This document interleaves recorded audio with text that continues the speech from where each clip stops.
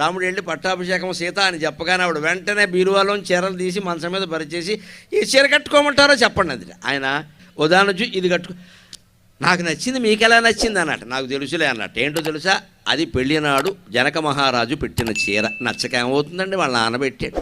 మొగుడు 10,000 ఎట్టుకున్నా నచ్చదమ్మా, పుట్టింటి వాళ్ళు 1000 రూపాయలు పెట్టుకున్నా నచ్చుతుంది, మహిళలకి నమస్కారం. అదంతే మమకారం. మా నాన్న పెట్టాడు, అప్పటికి ఆ తండ్రి పోయాడు అనుకో పొరపాటుని, ఇంకా నచ్చుతుంది. మా నాన్న వెళ్ళిపోయాడు పాపం, ఎంత ప్రేమతో పెట్టాడు.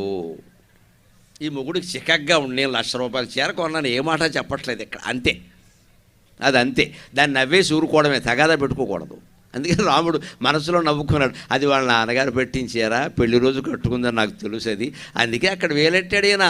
వారి ఇష్టమే మన ఇష్టం అనుకుంటే అయిపోయాయి. మన ఇష్టం దేనికి ప్రత్యేకంగా, మనస్సులో ఏ కల్మషము లేనివాడు ఎదుటి వాళ్ళ ఇష్టానికి ప్రాధాన్యం ఇస్తాడు. అప్పుడు జీవితం బాగుంటుంది ఖచ్చితంగా.